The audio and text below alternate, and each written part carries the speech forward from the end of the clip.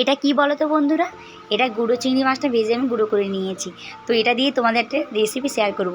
তো চলো আমি আগে ইন্ট্রোটা দিয়ে নিই। হ্যালো এভরিওয়ান, তোমরা সবাই কেমন আছো? আশা করি সবাই ভালো আছো, আমি ভালো আছি। নতুন একটি ব্লগের সাথে তোমাদের ওয়েলকাম জানাই।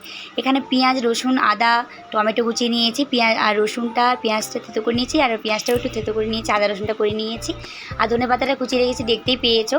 তো এখানে মশলাটা যে কষিয়ে নিচ্ছি ভালো করে, সব কিছু মশলা দিয়ে দিয়েছি একে একে, আর লবণ দিয়ে দিয়েছি, হলুদ গুঁড়ো দিয়ে দিয়েছি, জিরে গুঁড়ো, লঙ্কা গুঁড়ো, সব কিছু মশলা দিয়ে ভালো করে মশলাটা কষিয়ে নিচ্ছি।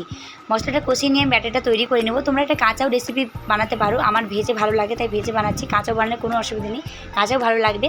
এরকম সেদ্ধ আলু নিয়েছি, আর যে চিংড়ি মাছটা গুঁড়ো করে রেখেছিলাম সেটা, আর যে মশলাটা বানিয়েছিলাম, আর ধনে পাতার বেসনটা নিয়ে ব্যাটারটা আমি তৈরি করে নেব। এই দেখো ব্যাটারটা আমার, এখানে একটু গরম মশলা অ্যাড করব।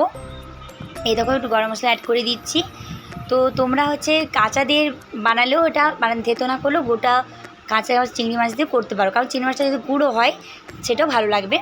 এতে ব্যাটারটা আমার বানানো হয়ে গেছে, ভেজে নিচ্ছি। খেতে দারুণ হয়েছিল, আমি খাওয়ার পর রিভিউ দিচ্ছি বন্ধুরা, দারুণ হয়েছিল। তোমরা একদিন ট্রাই করো, তারপর বলো আমাকে। তো রেসিপিটি কেমন লাগলো কমেন্টে জানাবে, ভালো লাগলে লাইক করুন, শেয়ার করো। দেখা হচ্ছে নেক্সট ভিডিওতে, ততক্ষণ সবাই ভালো থেকো, সুস্থ থেকো, টাটা।